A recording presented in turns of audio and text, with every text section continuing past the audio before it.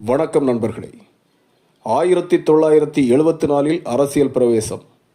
அதிமுகவின் பிரச்சார பிரிவு செயலாளர், கட்சியின் அமைப்பு செயலாளர், சட்டப்பேரவை உறுப்பினர், அதிமுகவின் சேலம் புறநகர் மாவட்ட செயலாளர், மக்களவை உறுப்பினர், தமிழக நெடுஞ்சாலைத்துறை அமைச்சர் என இத்தனை படிக்கட்டுகளையும் தாண்டி தமிழகத்தின் முதலமைச்சர், அண்ணா திராவிட முன்னேற்றக் கழகத்தின் பொதுச் செயலாளர், தமிழக சட்டப்பேரவையின் தற்போதைய எதிர்க்கட்சி தலைவர் என கடந்த 50 ஆண்டுகளில் தனது கடுமையான உழைப்பால் அரசியலில் தனி முத்திரை பதித்து வருகிறார் எடப்பாடி கே. பழனிசாமி.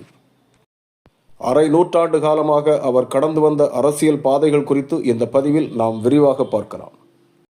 தனது அரசியல் பிரவேசத்தில் 1989 நடைபெற்ற சட்டப்பேரவை தேர்தலில் எடப்பாடி தொகுதியில் அதிமுக ஜே அணி வேட்பாளராக சேவல் சின்னத்தில் போட்டியிட்டார் எடப்பாடி கே. பழனிசாமி. இத்தேர்தலில் திமுக வேட்பாளர் எல். பழனிசாமியை 1364 வாக்குகள் வித்தியாசத்தில் வீழ்த்தினார். 1991 நடைபெற்ற பேரவைத் தேர்தலில் மீண்டும் எடப்பாடி தொகுதியில் இரட்டை இலை சின்னத்தில் போட்டியிட்ட எடப்பாடியார் பாமக வேட்பாளர் குழந்தா கவுண்டரை விட 41,266 வாக்குகள் கூடுதலாக பெற்று வெற்றி பெற்றார். 1998 நடைபெற்ற மக்களவைத் தேர்தலில் திருச்செங்கோடு மக்களவைத் தொகுதியில் போட்டியிட்ட எடப்பாடியார் திமுக வேட்பாளர் கே.பி. ராமலிங்கத்தை விட 1,04,809 வாக்குகள் கூடுதலாக பெற்று வெற்றி பெற்றார். 1999 நடைபெற்ற மக்களவைத் தேர்தலில் மீண்டும் திருச்செங்கோடு தொகுதியில் போட்டியிட்ட எடப்பாடியார் மதிமுக வேட்பாளர் மு. கண்ணப்பனை விட 4,556 வாக்குகள் மட்டும் குறைவாக பெற்று தோல்வியடைந்தார். 2004 நடைபெற்ற மக்களவைத் தேர்தலில் 3வது முறையாக திருச்செங்கோடு தொகுதியில் போட்டியிட்ட எடப்பாடியார் திமுக வேட்பாளர் சுப்புலட்சுமி ஜெகதீசனிடம் 1,79,397 வாக்குகள் வித்தியாசத்தில் தோல்வியை தழுவினார்.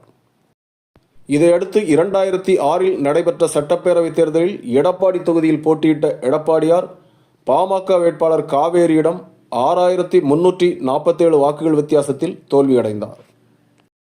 2011 ஆண்டு நடைபெற்ற சட்டப்பேரவைத் தேர்தலில் எடப்பாடி தொகுதியில் 4வது முறையாக போட்டியிட்ட எடப்பாடியார் தன்னை எதிர்த்த பாமக வேட்பாளர் கார்த்திக்கை விட 34,738 வாக்குகள் கூடுதலாக பெற்று வெற்றி பெற்றார்.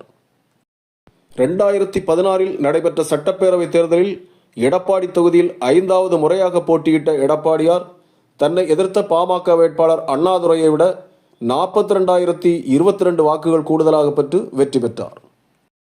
2021 நடைபெற்ற சட்டப்பேரவைத் தேர்தலில் எடப்பாடி தொகுதியில் 6வது முறையாக போட்டியிட்ட எடப்பாடியார் தன்னை எதிர்த்த திமுக வேட்பாளர் சம்பத்குமாரை விட 93,802 வாக்குகள் அதிகமாக பெற்று வெற்றி பெற்றார்.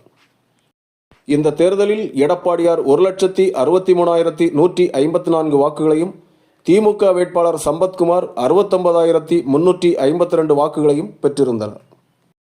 அனைத்திந்திய அண்ணா திராவிட முன்னேற்றக் கழக பொதுச் செயலாளர் எடப்பாடியாரை பொறுத்தவரை 6 சட்டமன்ற தேர்தல்கள், 3 மக்களவைத் தேர்தல்கள் என 9 தேர்தல்களை சந்தித்து 6 வெற்றிகளையும் 3 தோல்விகளையும் பதிவு செய்துள்ளார்.